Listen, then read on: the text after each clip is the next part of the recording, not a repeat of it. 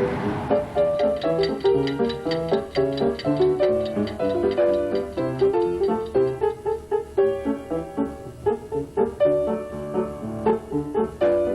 Blue Ridge Mountains, beautiful, majestic, but lonely. These mountains rise like a wall above North Carolina's Piedmont, effectively blocking the way west. Settled by only a few pioneers prior to the Revolutionary War, many found easier ways to the great American West. The people who did settle in the Appalachian Mountains developed a self-sufficient culture that would go unchanged until well into the 20th century. But into this isolated land came a railroad, which slowly opened up the area. The East Tennessee and Western North Carolina Railroad hauled iron out of these lost provinces and eventually became one of Western North Carolina's star attractions.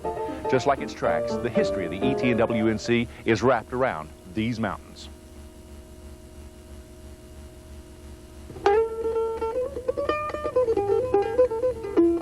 There's a legend that iron was first discovered at Cranberry by the Perkins brothers, who were on the run from the law. Joshua, Jake, and Ben Perkins, who supposedly did a little wrestling match with a fellow named Wright Moreland at a log rolling down on the Tennessee side. And he filed charges against him because his shirt was torn, and they ran to the mountains to escape the law. This legend has been perpetrated by a number of authors over the years. In actuality, iron had been discovered at Cranberry 40 years before the Perkins brothers ever arrived on the scene. It was discovered in 1780 by a man named Reuben White, and he took out a grant of land on the Cranberry area. Later on, others added to it, and the Perkins brothers probably did have some dealings and may have set up the first iron forge at Cranberry, but they certainly didn't discover the iron ore there. They may have rediscovered it. Iron furnaces were common all over America in the 1800s. Iron is the first industry that would come into any area. So it's not unusual that there would be an iron furnace at Cranberry. During the Civil War, it supplied iron for the South. In fact, the mine was managed by a slave during the Civil War who hauled the iron ingots, or the pig iron, down to the flatlands for use by the Confederate Army. Iron ore deposits in the mountains of North Carolina became very important to the path taken by the railroad. The small community of Cranberry, North Carolina, came to prominence for the iron deposits it contained. Located just across the North Carolina-Tennessee border in Avery County, Cranberry was the target of several railroads, who all wanted to be the one to haul the valuable resource out of the mountains. The ET&WNC was the first and only railroad to get there. The first railroad to Cranberry was proposed right after the Civil War. It's a real interesting story in that the government of Tennessee was controlled by quote-unquote liberal Reconstructionists after the war, and they passed laws that would virtually pay for the building of the railroads. They had given railroads all over the state of Tennessee a lot of money to build railroads, and a lot of them hadn't been built. And they did an investigation. Charges were brought in many of the cases. They didn't bring any charges in this particular case, but what they found was they had spent $400,000 on this railroad of state money, and there was nothing there. And they finally, they took the railroad back and they offered it for sale at auction. Well, the fellows who they had given the $400,000 to went to the auction and made an offer of $25,000 for the railroad on credit. And they ended up purchasing the railroad that they had been paid $400,000 to build from the state after the state foreclosed on it for $25,000 to be paid over 3 years. It was that defunct railroad that Ariel Pardee, a northern industrialist, and his group purchased in the mid-1870s. When they were deciding to build the railroad, what they were looking at is, first of all, trying to get from Johnson City to Cranberry, which is an elevation change of 1,500 feet. They also had to try to go through the Doe River Gorge, which was the most direct route to the mines. The gorge itself is a rough, very steep area where the river runs. Cliffs start at the base of the water and go 1,000 feet straight up. They picked narrow gauge, i.e. 3-foot gauge, because you could go around sharper curves. As far as building the tunnels, getting through the gorge required tunnels. The country was so wild that the construction crew could not work from a tunnel on both sides. There was literally no way of getting past this point of rock to work on the other side. So what the construction engineer did was rigged a crew up on top with a block and tackle and raised men up into position to work, and once they got a place blasted out enough, they would literally pick mules up from the river, down at the river, and bring them up to that ledge to work the tunnel from both sides. After the flurry of construction was over, the ET&WNC settled down to day-to-day operations. It was a meager existence. The Cranberry Iron Furnace didn't produce large quantities of iron, and sluggish economic conditions in the 1890s did not help business.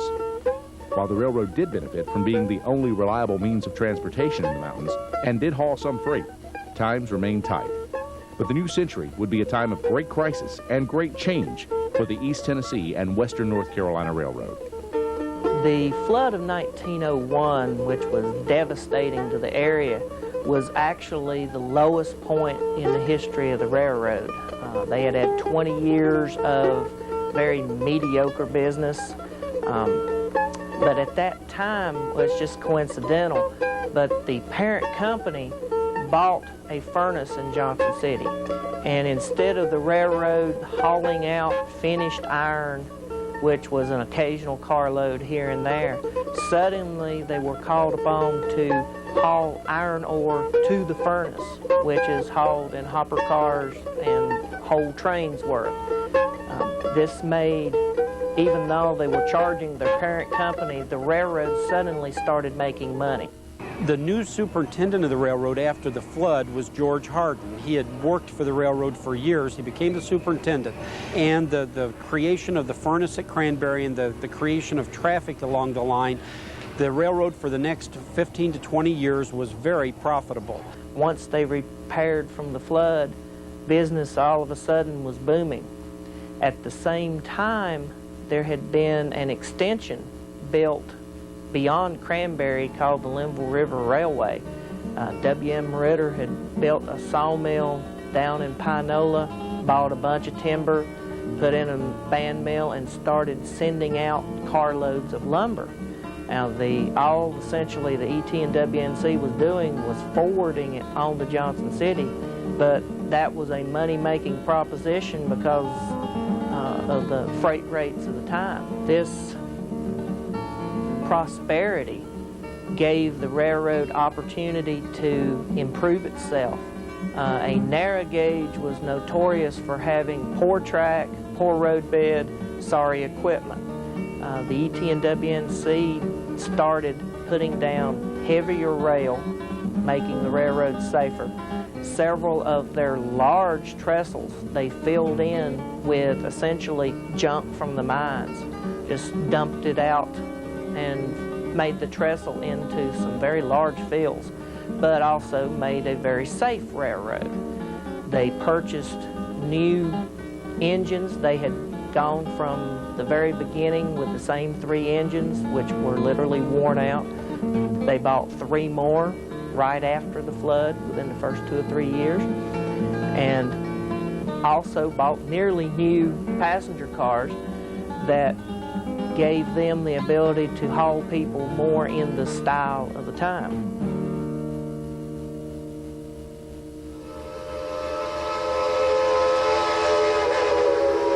There had been a great era of prosperity throughout the first decade of the century. The new engines, new cars, improving the track. By 1910, they were even improving over that. They built a nice new engine house in Johnson City where they could store 6 engines at a time and work on 3 of them. They also started buying 10-wheel locomotives. Number 12 is one of the last examples of it. These type of engine worked very well on their grades, on their curves, had tremendous pulling power, and they proclaimed that they had the finest narrow gauge passenger train in the country, and no one argued with it. Unfortunately, there weren't that many narrow gauge railroads left, so there wasn't too many people to compete with the claim. In the early 1920s, the East Tennessee and Western North Carolina had the finest narrow gauge passenger equipment in the country. It had a closed vestibule train. It was unique in that it was a beautiful passenger train. They had very fine equipment. You could ride in style, and it was not just style for the mountains, it was style for the country at the time. As fortunes increased for the railroad, the ET&WNC cast an eye toward expansion. What they saw was an abandoned lumber line, which would eventually lead to Boone, North Carolina. There had been a Linville River Railroad chartered in the late 1800s to link Pinola with Cranberry. When Ritter pulled out of there, the ET&WNC and Cranberry Iron and Coal Company, the parent company, purchased the Linville River. The ET bought it and improved this essentially logging line to their higher standards. New rail, filling in of trestles, the same thing they had done to their own property a few years before.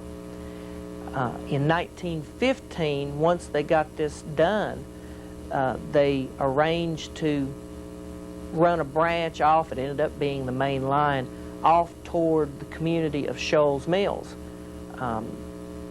W.S. Whiting had purchased, with the help of the ET, a large stand of timber there to open a brand new large sawmill. He arranged with the ET&WNC to build the Linville River over to connect to his sawmill to give him an outlet to ship timber. The Boone Fork Lumber Company, which was the extension of the mill at Shoals Mills, went off up Boone Fork Creek, hauling out logs out to this large mill.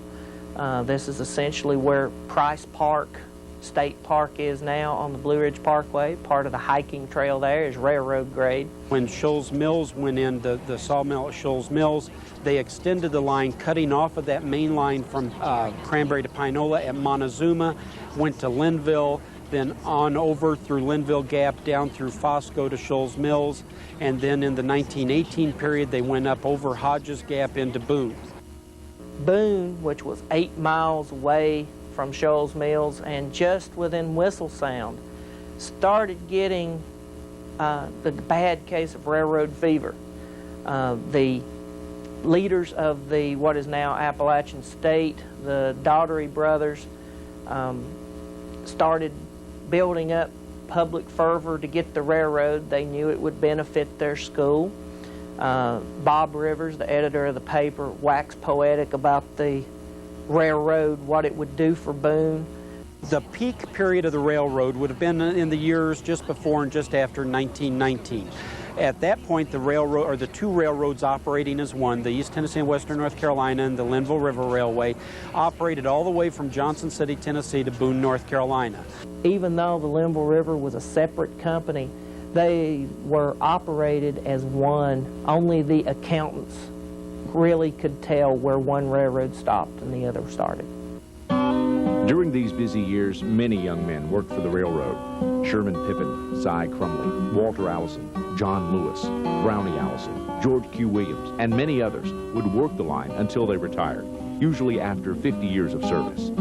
One of these men, Clyde Tie-Dye Simmerly, started work in 1916 and worked for the ET&WNC and Southern Railway until an accident caused the loss of an arm and retirement in 1953. Clyde talked about his early days on the railroad before his death in 1993. I was in charge and they signed the reports and all. That's when the inspector told him, he said, he'll see it if it's there. He's got the best eye ever I've seen. That's what they told him when I was a farmer. He said, you've got an eagle eye. And I did. I saved a lot of, not bragging on myself or anything. Went right out of Elizabeth now one time on a passenger train. Just about dark, had a passenger train. And I seen a Swiss target. He didn't look to suit me. And I hollered at the engineer and he stopped. We got up about that close to it and we just stand over about that much. And turned her over. We went right down between the tracks. I just had Elizabeth down here. And the engineer said to me, he said, how did you see that? I said, I seen the target and it didn't too much red to suit me. It's supposed to be green if it's right. I said, that thing like that, now this. And I did, but I put my heart in it. Or in railroad, I said to myself, I can do what the other fellow can do. And if I can't do it as well, I'd do it a little bit better, or do my best to do it a little bit better. I've always been that way. My daddy always told me. He said, there ain't no can'ts. He said, you can do anything you set your mind to do it. The East Tennessee and Western North Carolina Railroad attracted a lot of attention, not only to itself, but also to the area it served. The area that the railroad ran through was beautiful, scenic, basically undisturbed country. It was also at high elevation, which meant in the summertime it was cool. Beginning in the 1880s, there was a large hotel on top of Roan Mountain at 6,000 feet called the Cloudland Hotel. It was the largest hotel in the southeast, over 200 rooms, 1 bathroom. There were all sorts of places at these high elevations in the days before air conditioning that you would go and you would stay not for 3 or 4 days, but 3 or 4 to 6 weeks. Just wonderful places that are still known today as tourist destinations in the mountains. The railroad can be given credit not necessarily for originating tourism, but developing it in the mountains. As the 20th century progressed, so did transportation. In the 1920s came the internal combustion engine and roads and competition for the railroad. By the mid-1920s, there were some dark clouds on the horizon because in the 1920s, traditionally in the mountains, the counties built roads by having men volunteer their time, or they were actually conscripted, just like the draft, to build roads in the mountains. As soon as the railroad was completed to Boone, the same people who had been promoting the railroad started promoting roads. They started working from Boone, working toward the state line at Zineville, then working from Boone east toward Deep Gap. They called it the Boone Trail Highway, which was a road built essentially on the route that Daniel Boone traveled from Yadkin County going west. The passenger traffic gradually declined simply because people bought cars. The automobile was here, Henry Ford and his 10 Lizzies. There was a demand for better roads in the mountains. So in the mid-1920s, better roads were built all through the mountains, and it was those roads that would eventually drive the narrow gauge out of business. The development of highways in the mountains and the vehicles that would inhabit them greatly benefited the ET&WNC's owners in the years to come. Unfortunately, these same developments would not benefit the narrow gauge railroad itself.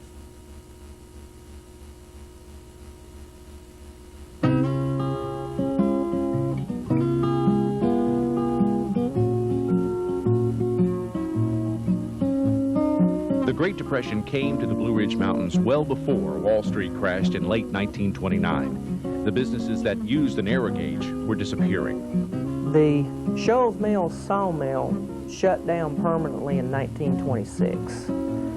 They had just gotten to where the timber was so far to go get that you couldn't get it and saw it at a profit.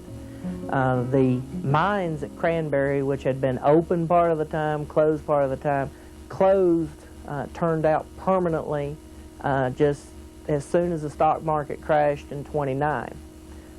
They believed that they could quit hauling passengers on their railroad, continue hauling freight, and haul passengers via buses. And because of the better roads, this would be a more economical way of hauling passengers. So they formed the ET&WNC Transportation Company. It was created as a bus company.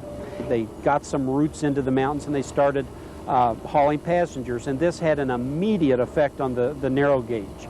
Passenger traffic was immediately cut because they were now shifting their business to the bus line. In short order, they decided that if the bus business was good, the trucking industry would be even better, and they could haul their less than carload freight by truck. So they got into the trucking business. Their first truck was one of their old buses. They took the body off and turned it into a flatbed truck, and they started hauling freight in the mountains. The fact that the railroad owned a trucking subsidiary gave them the opportunity to do something unique to railroading: haul truck trailers on flat cars, a practice known as piggybacking. Trucking part of the operation, the piggyback. Piggyback was a totally new concept then. Only a couple of railroads had done it. It really did not develop into something typical until the 50s and 60s. A 24-foot trailer on these cars literally overhang. That was one of the hesitations of narrow gauge. They were also probably the only narrow gauge railroad to haul truck trailers. It was a very unique sight, seeing a trailer going on a flat car where the trailer was wider than the flat car. As the Depression deepened, the railroad reduced train service to one mixed freight and passenger train daily, except Sunday. The first-class coaches were sold, and faced with competition from its own subsidiaries, the narrow gauge gradually declined. But you couldn't tell it by the employees, who with great dignity ran the trains with pride, even when the engines were no longer new or the coaches as fancy. These were the days that railroaders helped out the needy along the line, buying groceries for people who couldn't afford to go to town and shop. Sometimes they let the truly down and out ride for free, using the logic that they were going that way anyhow. These caring employees earned the reputation of being the railroad with a heart. A mystique developed about the railroad that may or may not have been based on fact, about how the railroad was just, it kind of stopped whenever somebody went out and flagged it down and took them wherever they were going. And there are stories about the conductor going to Johnson City and buying a girdle for somebody up here in the mountains. A lot of stories like that that you can hear about the railroad. Some of them are probably based on truth. A lot of them are just fiction. And one of those stories is how the railroad came to be known as Tweetsy. The name Tweetsy was not developed until the 30s.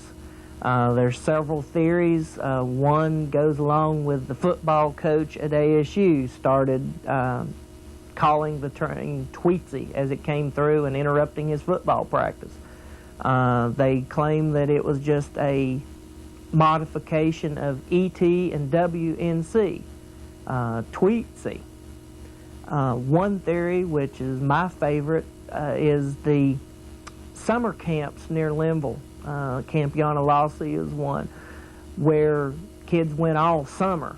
You got rid of your kids for the entire summer, not just for a week. Kids there learning archery and horseback riding and crockery making, I guess, would hear the daily train, the daily except Sunday mix, working up from Fosco up to Linville Gap, chugging along, and hear that whistle blow, and it echo across the mountains. All the ET's engines had shrill whistles that matched the size of the engine. You expected it to have a shrill whistle because it was small. They would hear this echo off the hills, and the kids, we believe, came up with Tweetsy. Tweetsy is a word I think only a kid would come up with anyway. There is documentation of the football coach using it. He may have heard it from a kid, for all I know. The particular version I buy is that it was probably given that name by somebody here in the Boone area, and then picked up by a publicist for Lees McRae College at Bannerell, and she decided to promote the area by calling the railroad Tweetsy, and it was from this lady that the name spread, and it was picked up by the tourist industry as something cute and quaint that they could sell the area with. In the depths of the Depression, the narrow gauge rediscovered an asset it had forgotten it had: tourism. The railroad during the Depression had very little to do. They found out almost by accident during the early days. They celebrated their 50th anniversary with a special excursion. It proved to be very popular, and they adopted the idea of running a special train for no other reason than just to see the sights, which the sights through the gorge, the sights along Grandfather Mountain were just as beautiful then as they are today, relatively untouched by man. And they found that people would pay to go on a special train when they would ignore the daily train. The narrow gauge lived for several years on the fine line between profit and abandonment, with the mail contract being the primary reason for a daily train. The balance, though, was shattered in August 1940 when a great flood washed out much of the Linville River Railway. Because of the high price of scrap steel and the fact that the line had operated in the red for several years, the Interstate Commerce Commission was petitioned for permission to abandon the Linville River Railway. The protests were numerous, but not very effective. One emotional appeal was made by a teenager who lived along the line, Miss Annette Vance of Minneapolis, North Carolina, population 58, in the form of a poem called A Hillbilly's Plea. In Caroline, how it did rain, it took from us a little train. So long it seems since we heard it blow, I wonder why it could be thus so. Our Tweetsy whom we love so dear, her coming and going we have ceased to hear. Our little train we love so well, and our love for her in our hearts doth dwell. Dear God, is this hope in vain? Send us back our little train. The waters rose and took her track. We want our little Tweetsy back. What could we do or what could we say to get her back the same old way? Are we civilized? Oh, who could know? Now we can't even hear a train blow. When she passed, we stood amazed. We admired her so, we stood and gazed. Her loss we pine, we loved her so. To think we will never hear her blow. Our memory of her is clear and plain. Send us back our little train. With part of the track from Johnson City to Boone gone, it appeared the rest of the narrow gauge railroad might follow close behind. It would take a miracle to keep trains moving through the mountains. In actuality, not one but several miracles would combine to preserve the ET&WNC to the present day.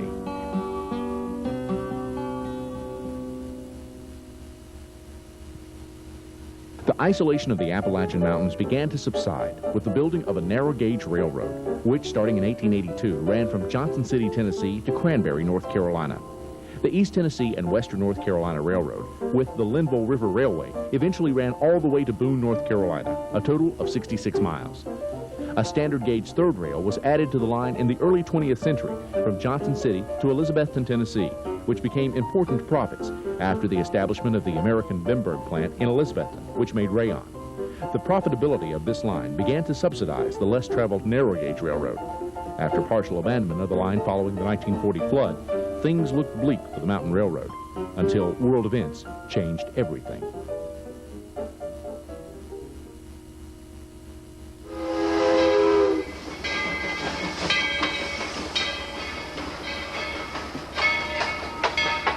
Early in the war, they were only beginning to talk about gas rationing, but the railroad saw an opportunity to make money. They had not gotten rid of all their passenger cars, mostly because of the excursion business. They put in a train first up to Shell Creek so they wouldn't have to cross the state line, running a train into the various shifts at the rayon plants. The rayon plants were working 3 shifts, operating 24 hours a day because they were making parachutes, which was a vital war material. World War II provided a reprieve for the railroad because the Bimberg rayon plants were making parachutes and they needed workers. And the best source of workers were women from the mountains. Some women would be able to swing off a moving train like a brakeman would. Most of the time, though, they had to stop, which the crew didn't like it, but you had to do it. They made many stops along the line to pick up women who worked in the factories, and they made 3 trips a day. It was shift work. The rayon plants were operating all day long, and they were hauled, many of the workers were hauled by the narrow gauge railroad. World War II required a supreme effort from everyone, home and abroad. The men who kept the trains operating were no exception. Back during the war, I worked for 9 days and nights and didn't have my shoes on. Now, the way it was, of night, I'd work for day and that engine, take care of that engine of a night. Of course, I could get a little sleep on it, but I didn't put my clothes on and have her ready for the crew next morning. It was a very vital business for the railroad because gas rationing, people couldn't drive to work. They were not given enough ration booked to drive to work every day. Gas was rationed. It was also a very good several years for the railroad because all the business that had gone to the trucks in the 30s were diverted back to the rails to where there was good freight business simply because the gas rationing applied to the truckers too. So it was a very lucrative operation for as long as the war lasted. The passenger service was dropped immediately once it wasn't needed, and for the next 5 years, the railroad was in its death throes for all intents and purposes. On the narrow gauge portion of the line, freight trains became haphazard. There was not a daily freight train anymore. Passenger trains were non-existent. As soon as the war was over, the parent company started looking for ways to get rid of this narrow gauge. It was not making money.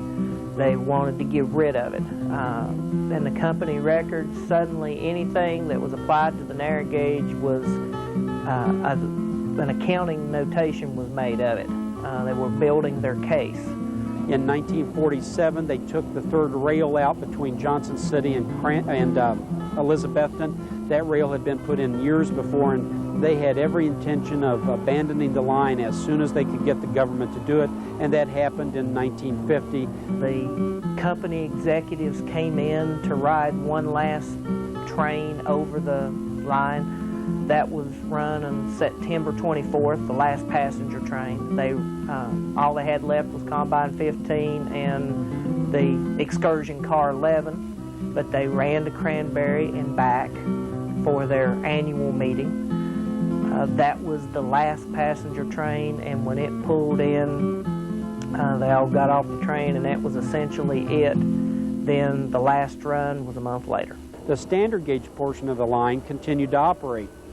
It became a tourist attraction for rail fans because they operated steam engines up until 1967. 15 years after most railroads had dropped steam engines in favor of diesels, the ET&WNC was still operating steam engines. They had 2 of them. And rail fans from all over the country came to Johnson City to photograph those steam engines because they were among the last in the United States to be in operation.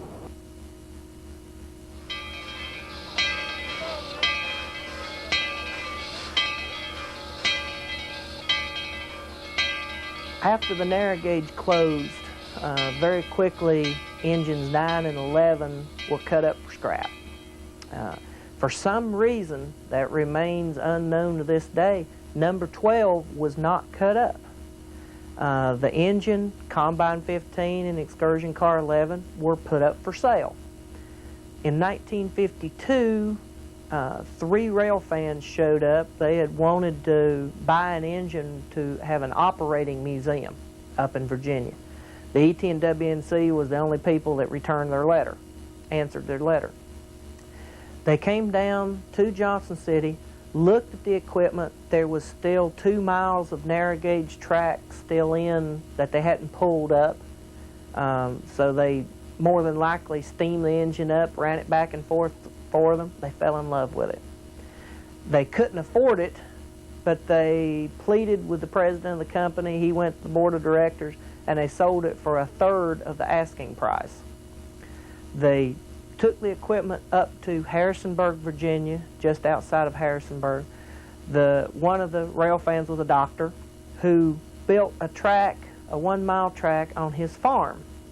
And the Shenandoah Central tourist line opened Memorial Day weekend in 1953.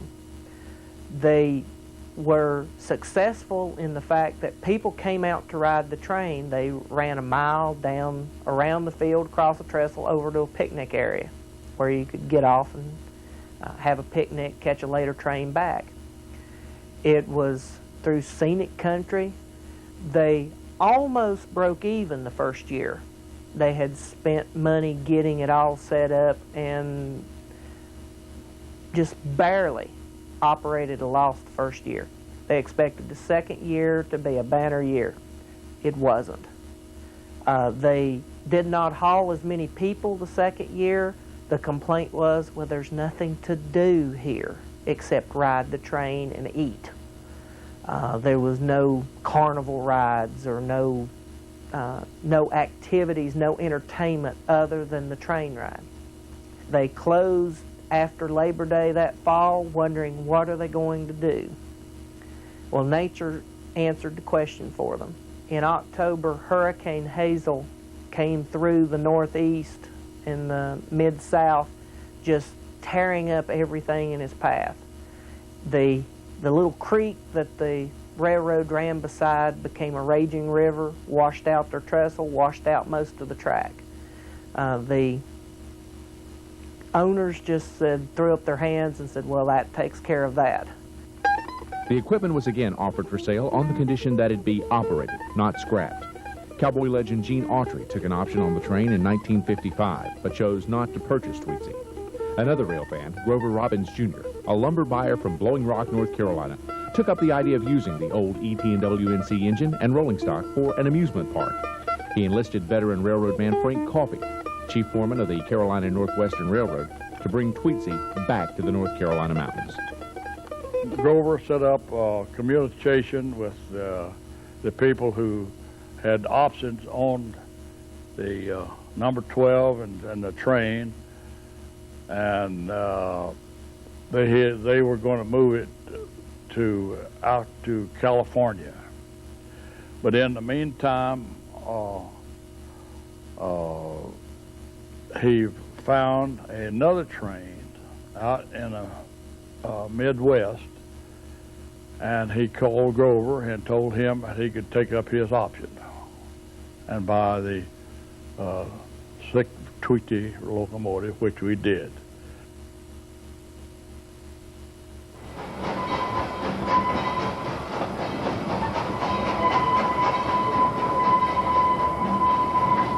We put it on railroad cars and brought it down to Hickory, North Carolina. We set up a homecoming date. I took about 3 or 4 of the boys that I had in the shop, and we took that little engine apart piece by piece and rebuilt it from the ground up. One of the most challenging aspects of bringing Tweetsy back to the North Carolina mountains was actually hauling the locomotive, tender, and cars up the mountain. We left Hickory along about 8:30 in the morning. We didn't have any trouble getting. We stopped at Granite Falls for a little while, and then we stopped in Lenoir. We got to the foot of the mountain about 10:30 that morning. And of course, going up that mountain was sort of slow. We got to the Green Park Inn at about 5 o'clock in the afternoon. It took all day to come up that mountain. Right near the top of the mountains, our diesels, I mean, we were running right in low gear. One that we had the locomotive on, the exhaust pipe went right down between the gas tank and then out to the back, and that hot exhaust pipe heated those fuel tanks up till all the tank of fuel went up into the tops of the tank, and we had to stand up to Blowing Rock and get some more gas and bring it down there and again got a truckload of blocks of ice, and we cooled down those the gas tanks, so we can get the rest of the way up the mountain. It seemed Annette Vance's plea for the return of her little train had come true. After a long journey and many unexpected ups and downs, the shrill whistle of Tweetsy would again be heard near Boone. We made the first national trip on Tweetsy Railroad. It was on July the 4th, 1957.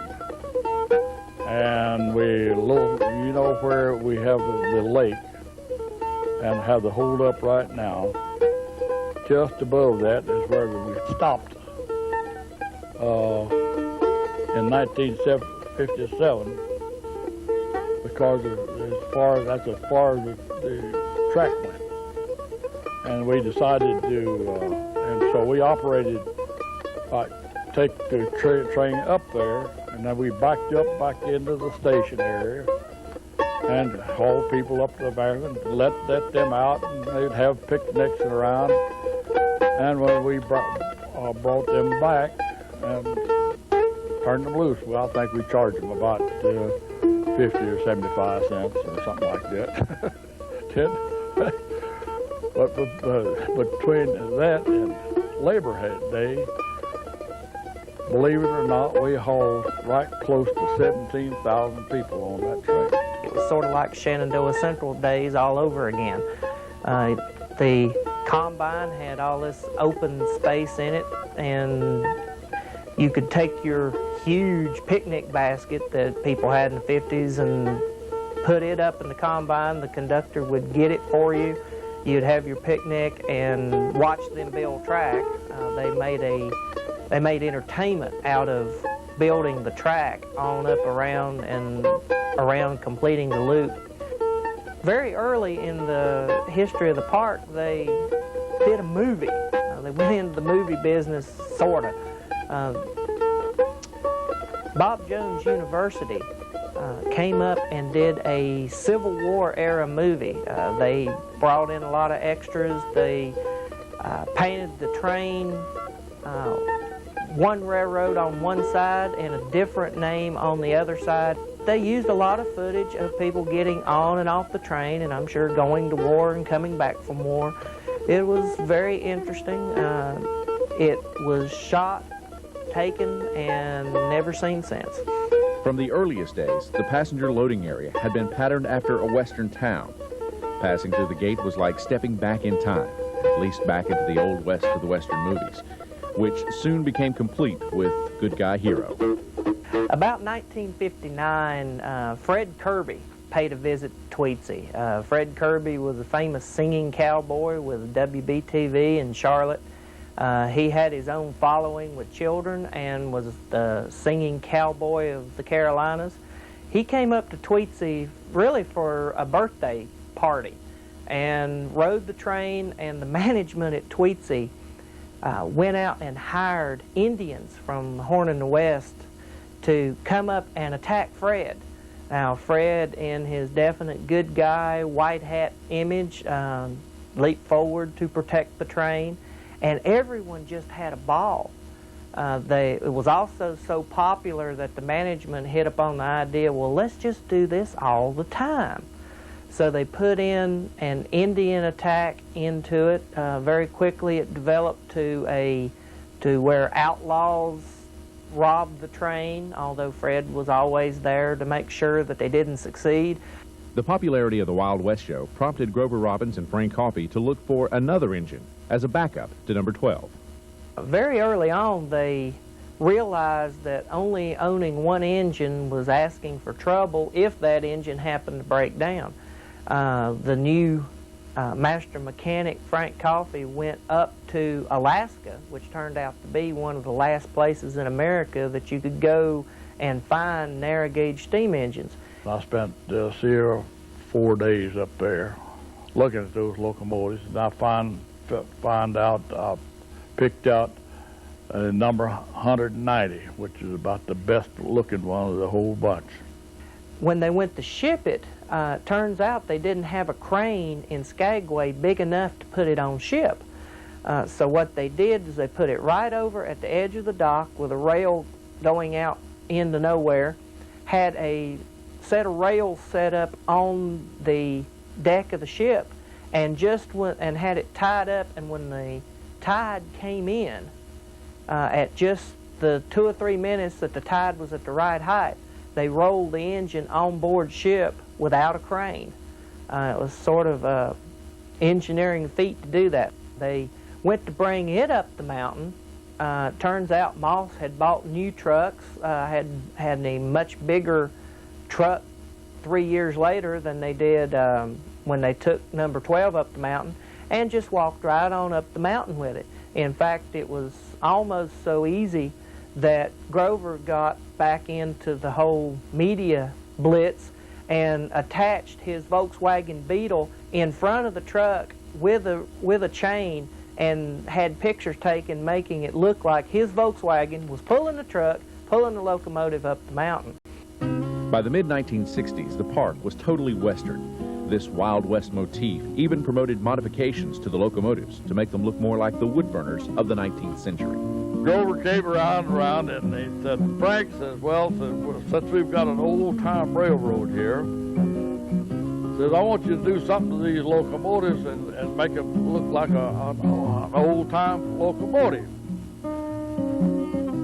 Well, I think I can do that if you want it that way, but I sort of like them the way they are. But anyhow, I always thought if whatever Grover wanted, well, I tried to get it for him. But anyhow, I built these old funnels and stacks. I put on both of these locomotives, and well, I left it there for about 2-3 years probably. For many years, Tweetsy honored the retired employees of the ET&WNC with a special day each June. Originally called I Remember Tweetsy Day, then Old Timers Day, and finally Railroaders Day, everyone who had worked on the railroad got together to relive those old days, tell tall tales, and see old friends. Interest in the railroad grew to the point that a historical society was even formed. We specifically meet on the weekend to be around these fellas.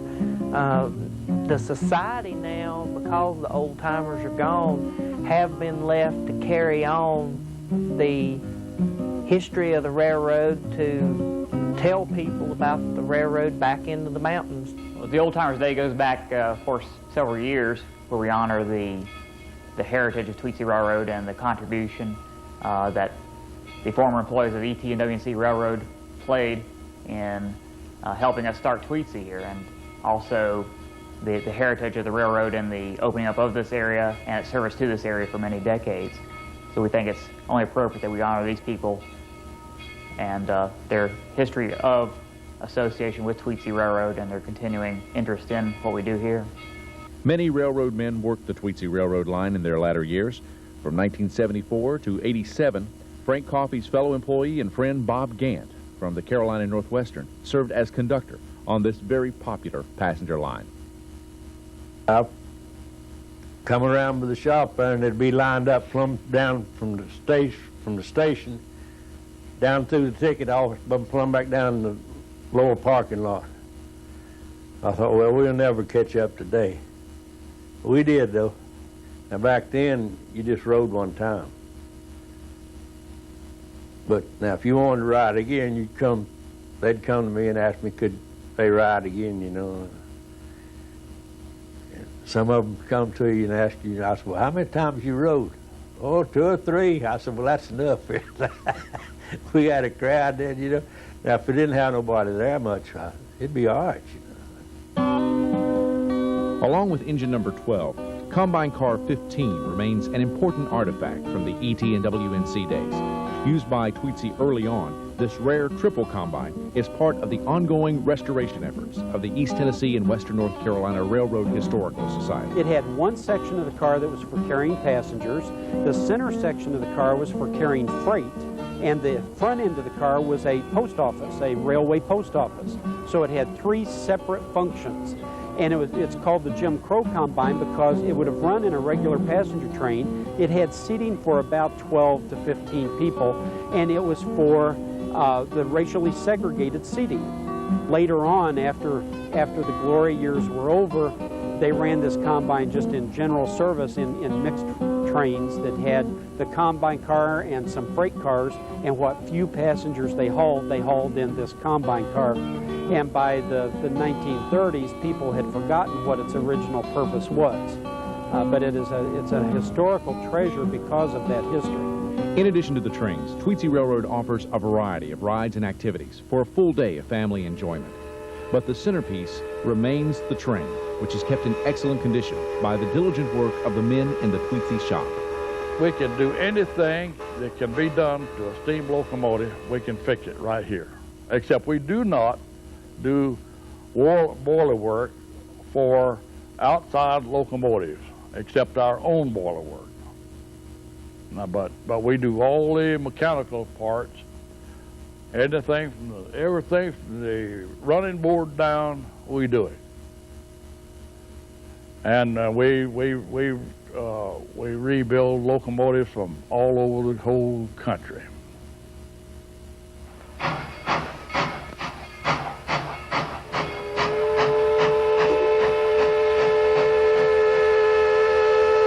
There's still a lot of people around the Boone and Blowing Rock area who remember Tweetsy when it ran in this area.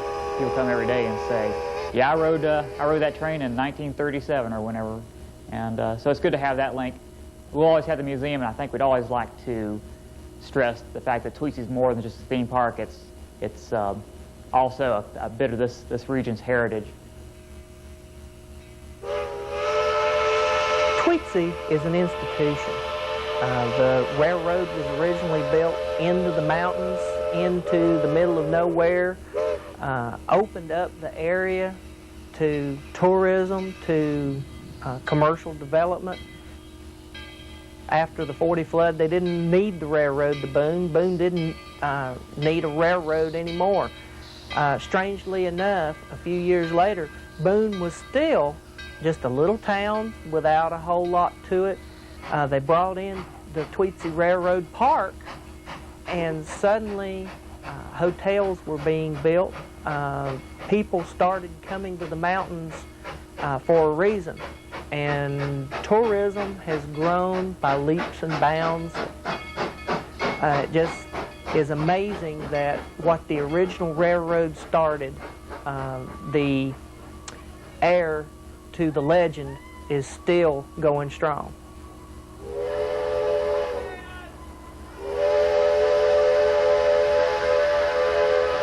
Each spring, Boone residents again hear the train whistle in the distance that originally gave them railroad fever. The East Tennessee and Western North Carolina Railroad, sometimes called the Stemwinder, sometimes called the Narrowgauge, even occasionally called the Eat Taters and Wear No Clothes, but now affectionately known as Tweetsy, continues to be a part of life in the Blue Ridge Mountains.